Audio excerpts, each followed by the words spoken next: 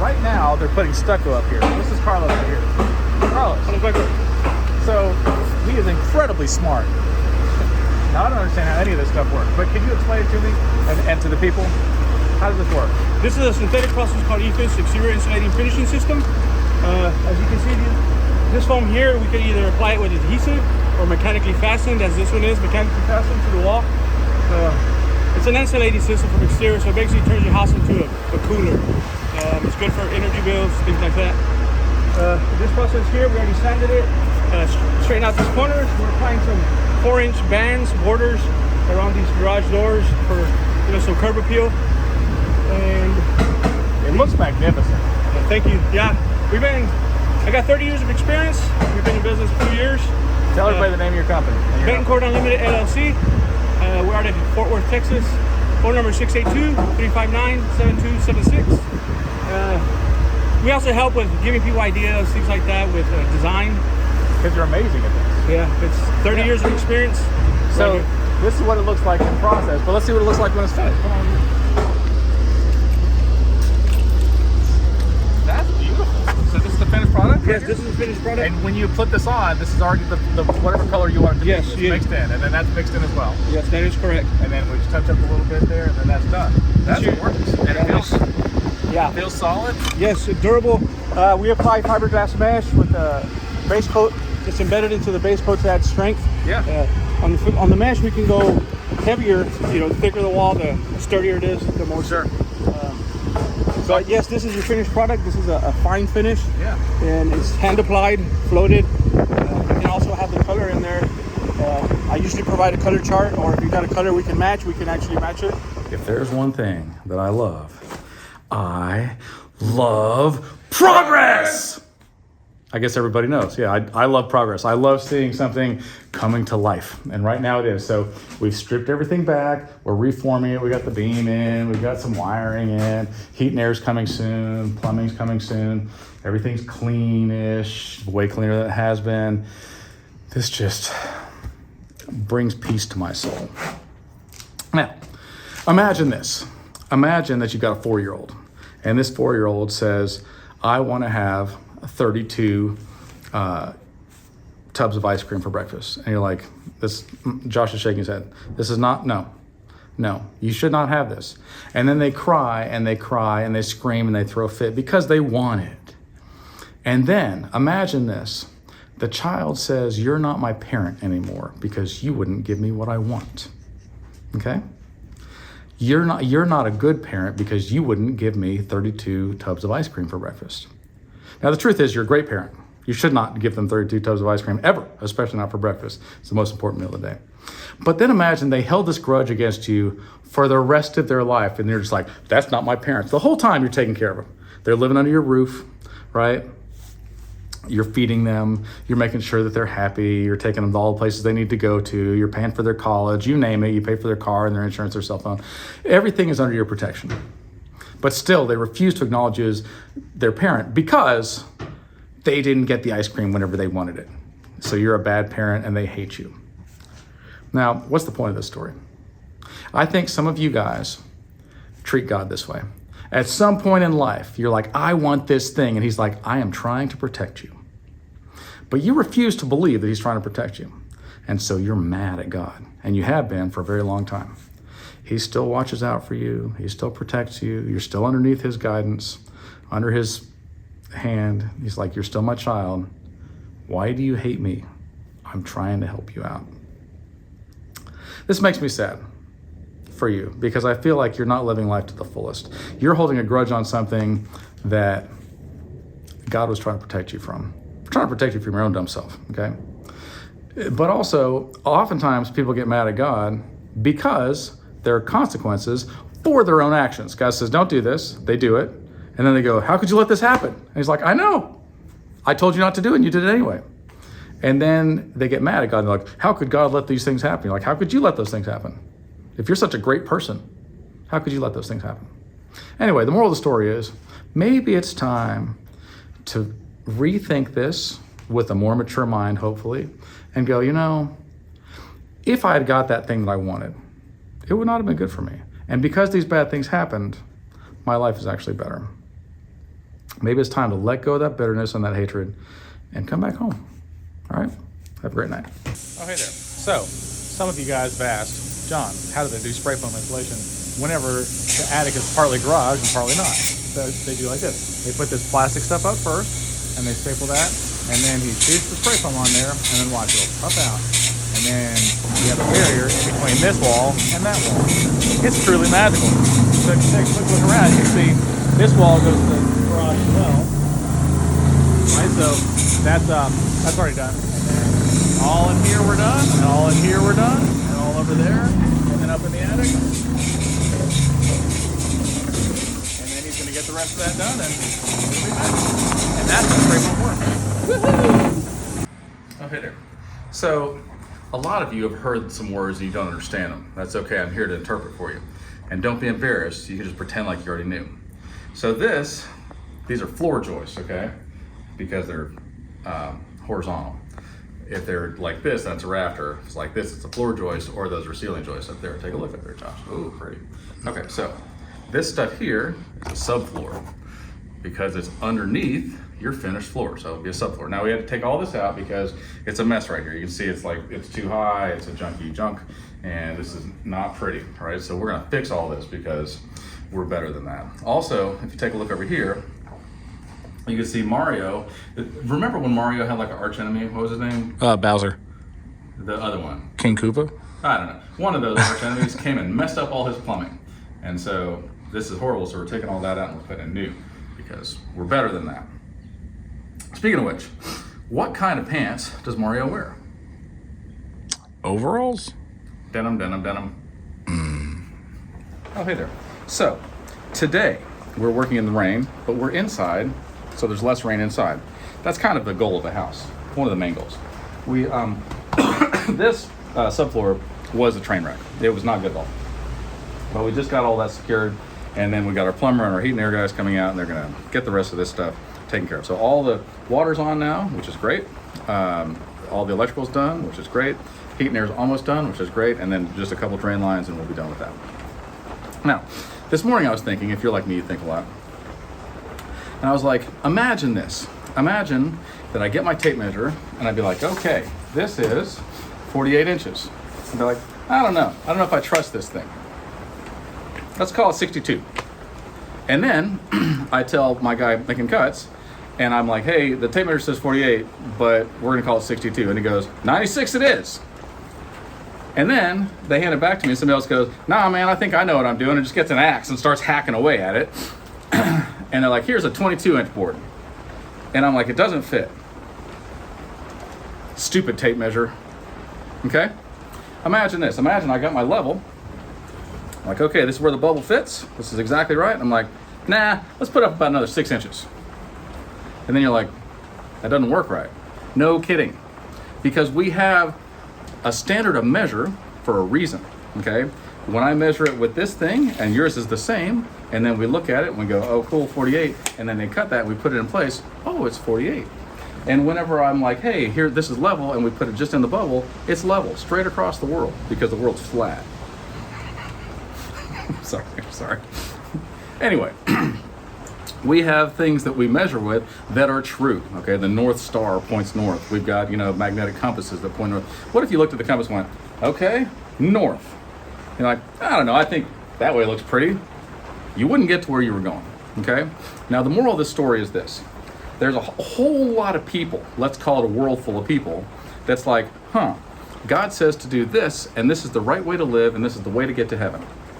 You know what? I'm just gonna get an axe and just hack away at that. Stupid tape measure. Do you see my point? My point is this. God's way is true. When I read something in the Bible, I don't think, well, that must be wrong. I think, and this is revolutionary, I must be wrong. I need to make the adjustment in my life so that I measure up to true. If God says do it this way, I do it. If he says, you know what, here's a problem and here's the solution, I don't go, I don't know, 68?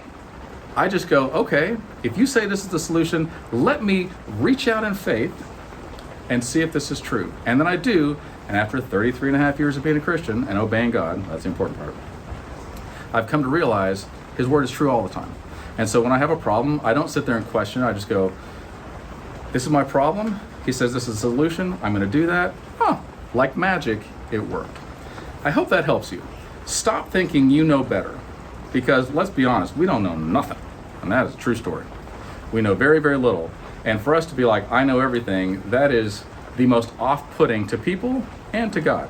Just be teachable, right? And when something isn't right, don't assume it's everybody else.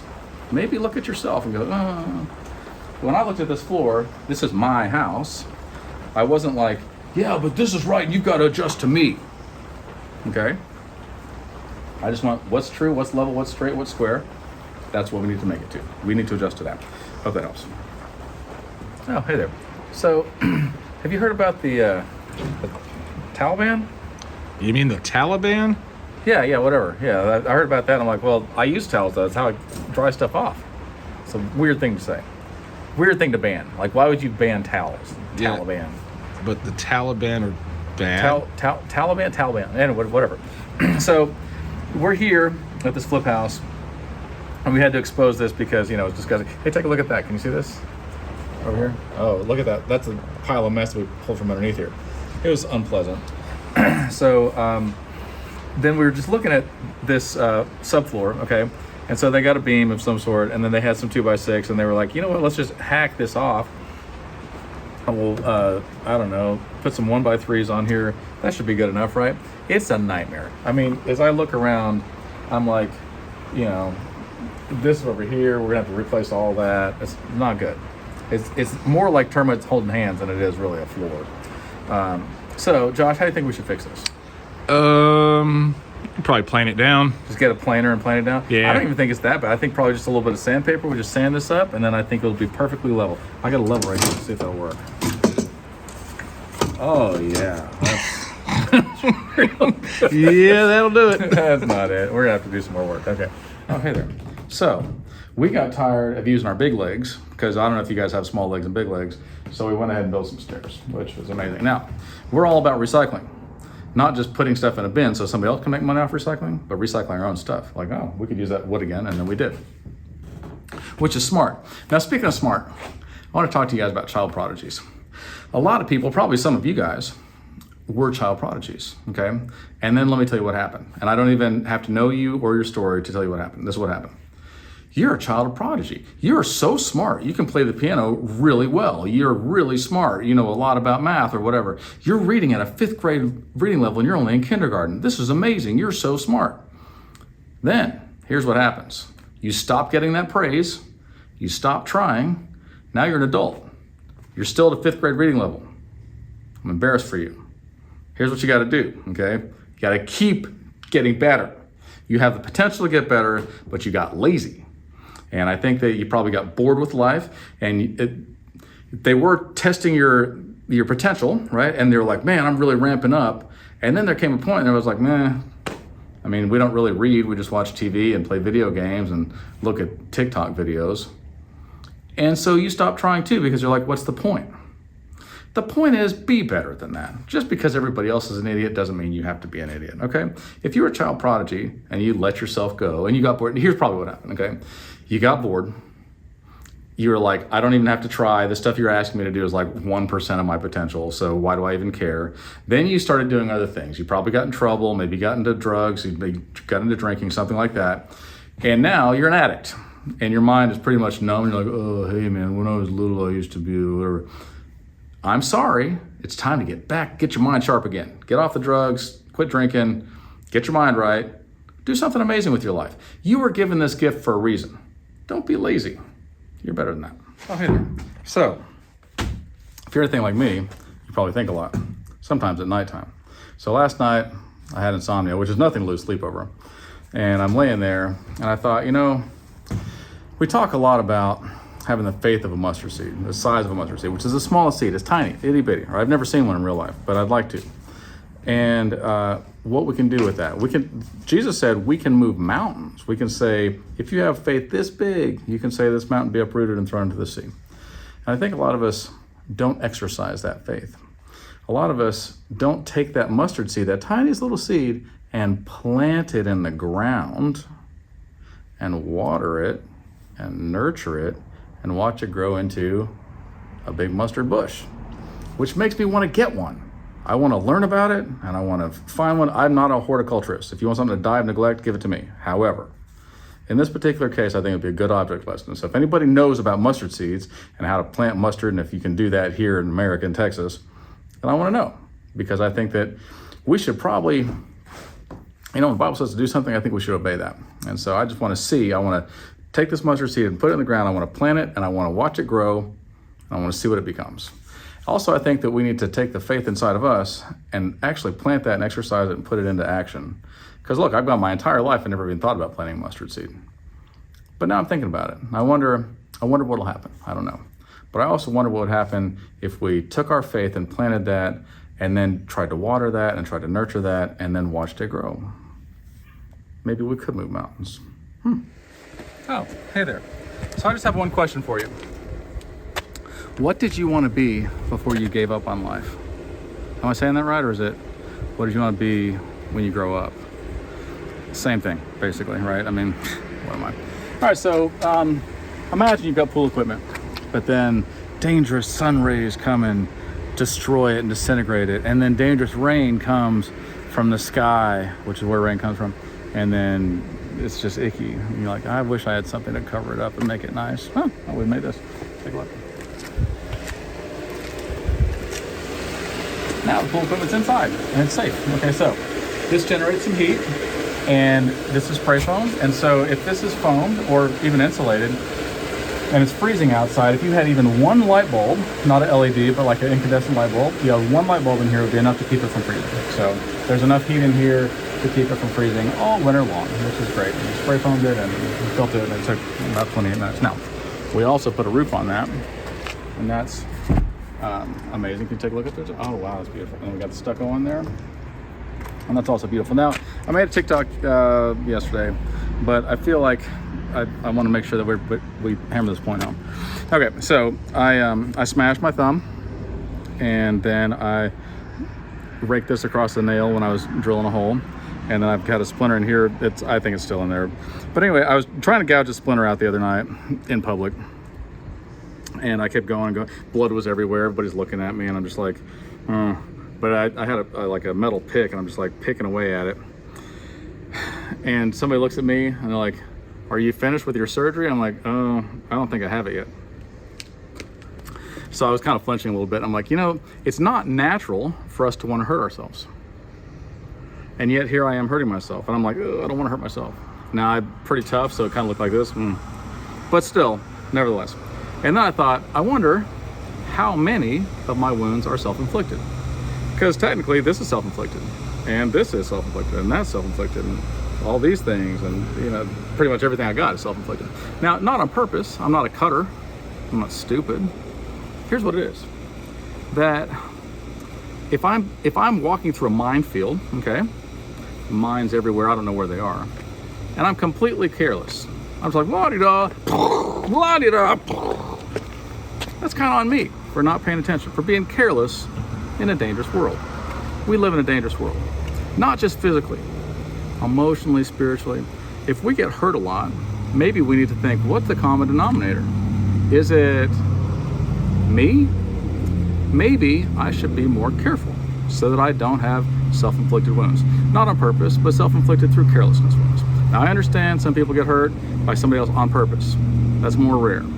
It still happens. I'm really sorry for that.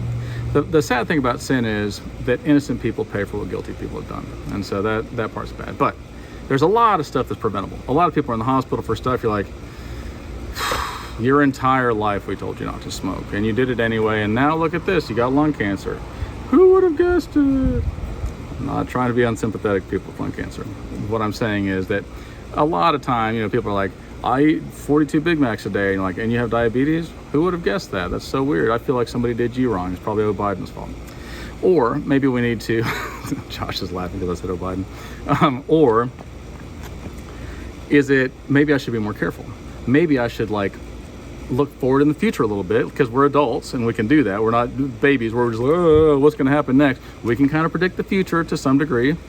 and go, I don't want to hurt myself, therefore I need to be careful because I'm around nails, I'm around hammers, I'm around heights, or whatever in the world the thing is, or I'm around spiritual dangers. So maybe be a little bit more careful. I'm preaching to the choir here. I am nothing but a mess. Love you guys. Oh, hey there. So, as you can clearly tell, stucco's on, roof is on. It's beautiful. We still need to put some lights in there, but we're gonna wait till the sheetrock gets up and then we'll take care of all that at once. Now, somebody at church recently was talking about having the heart of a Pharisee, okay? A lot of you probably don't know what that is, so allow me to elaborate. A Pharisee was a Jew, so if we were to equate it to today's time, it would be a very holy church person. Probably one of those church people that maybe you don't necessarily like so much. They're the type that they act holier than thou, they're usually unsympathetic, they're usually very judgmental, they strain at a gnat and they swallow the camel. They're worried about all the little details, but you're like, but you missed the whole point. You're not kind, you don't love people. And that's what Jesus told us to do. And she had said, you know, people were, I was talking about my testimony, like I used to be a drug dealer, I was a thief, runaway, liar, dropout, blah, blah, blah. And, you know, then I got saved because I overdosed, died, and went to hell, and I got saved. And she said that she felt convicted because she was thinking to herself, not at this point, but earlier in life, that she didn't have any of those really bad things happen to her. And instead, she had the heart of a Pharisee. And the heart of a Pharisee would be somebody who looks down their nose at somebody else, who judges other people, who feels better than other people, probably would never say those words. They probably think like, I'm a good person. I want to paint a picture for you, okay? And in her words, not mine, in her words, she said, that is worse than being the drug dealer. That is worse than being the other person, because at least that person knows they're lost and destitute. So imagine that you're at the beach and there's sand everywhere, okay? And sometimes when you're at the beach, you see those little pinholes, right? The little pinholes all over the place. And then maybe sometimes you see where little kids have gone, they've made a sandcastle and they dug a hole. And maybe somebody got a backhoe and they dug a big fat hole. Now the person with the pinhole would look at the person that dug the backhoe hole and be like, you've gone and done it now, haven't you? Look at that huge hole. Ugh, you're a bad person. If you were comparing that to sin, okay? But here's what happens. The ocean comes in, the tide comes in, and washes it all away. It's all smooth. I don't care what all you did. I don't care how little your sin is or how big your sin is, or in the middle. Tide comes in and washes it all away. And none of us is better than the other ones. So we need to make sure that we don't have a heart of a Pharisee, that we have the heart that is tender, that is loving and compassionate to other people. That's really what the message of the gospel is that Jesus came to save us, and we need to love God with all our heart, soul, mind, and strength, and love our neighbors ourselves. There's one more quick story in there. Jesus told a story about two men, and they went to the temple to pray. And one of them was a tax collector. So he was a very bad man, right? This is somebody that collected taxes from his own people and profited greatly off of that. Very frowned upon. I still don't like tax collectors. Anyway, and a Pharisee. And the Pharisee looks up to heaven and he says, God, thank you for making me an awesome person. I tithe 1/10 of my money. I don't do any work on the Sabbath, on Saturday, but what would be our Sunday. I'm a wonderful person. I follow all your commands, and thank you for making me so awesome. Good on you for creating a legend. And the tax collector wouldn't even lift his head up. He was on the ground on his knees. Wouldn't even lift his head up. And he beat his chest and he said, God, please forgive me, a sinner. He knew his place. And Jesus looked at the crowd and he said, which one of these men went away justified that day? And the answer is the tax collector. The tax collector knew he was a sinner and he repented of it. The other guy was full of pride. That's off-putting. And I know what you're thinking, John, you should be off-putting because you're fat. Oh, hey there. If you're anything like me, you probably wonder, what do Facebook employees do to waste time when they're at work? That's a good question. I don't really know. If anybody works at Facebook, please tell me what you guys do. I assume you don't get on Facebook because that's where you work. And it didn't snow, it's just a lot of sawdust because it's been one of those days. It's been a frustrating day. What I've noticed is that a lot of people want to have reward without any responsibility. So what they want is like, I always want to make the maximum amount of dollars that you can make at something. I want to get all the credit for something, like a manager. Okay, so a manager will place the blame on somebody else and take all the credit for himself on stuff he didn't do Or on stuff, like if he did something wrong, he's gonna be like, oh, it's their fault. But if somebody else did something right, he's gonna be like, look what I did, me and my team. And what we need to do is we need to be people that accept responsibility, and then there's a natural reward for that, right? So today I have to accept the responsibility of it's a hard day. There will be a reward. One day I'll get the reward, and then I'll be like, huh, that was worth it. But right now, today, it was a beating. So I hope that you guys learned a lesson. You know, everybody's like, oh, I want to be where you're at. I'm like, you don't. You think you do. You want what I have. You want the physical things, you want the money and whatever. You want to be able to brag about it, but you don't want to actually do the work I do, because otherwise your hands would look like this, just bloody and tore up and bruised and smashed, and you'd be like, I'm itchy and gross and been underneath the house half the day and up on a roof and almost slid off and died and all, you know, all the things. You don't want that. So take responsibility for your actions. In fact, here's what most actual owners do. They give all the credit to their team and take 100% of the blame. Now they get all the money too, but that's the right thing to do. If you're in charge, you take the blame, no matter if you were involved or not, and you say, I'm gonna make this right. And when it comes time, you give everybody else all the credit. Oh, hey there. I don't know if you remember in the year of our Lord yesterday, we didn't have soffit and fascia, but now we do. Now it's not caulked and it's not painted. We don't have siding up yet, but we're working our way towards something. I want you to see like, oh, this is still ugly, but it's gonna be pretty soon. And that makes me happy. Now, I wonder about a lot of things because I think a lot. And here's what I've been wondering about. Really, the first commandment is you shall not take the name of your Lord your God in vain, right? But I never hear anybody as a cuss word use any other false gods, right? You never hear anybody like, oh, Buddha, I hit my thumb, right? You never hear like, Muhammad, right? You never hear like, you're a son of a Vishnu. These are things you don't hear, okay? And I just wonder, like, is it because they're not real, so there's nothing really to offend? But the real God is, and he's like on our lips all the time as a curse word. And I just think, like, imagine if your children use your name as a curse word all day long. As the prophecy foretold, we got soffit and fascia done before lunch. Yay, us. All right, so it's occurred to me that oftentimes people are like, oh, you play music? Oh, you're an author? Oh, you do movies and stuff? I'm like, yes. So let me just tell you how you can find me. Facebook, Instagram, John Tunnell. That's tunnel with an extra L. TikTok, John Works Too Much.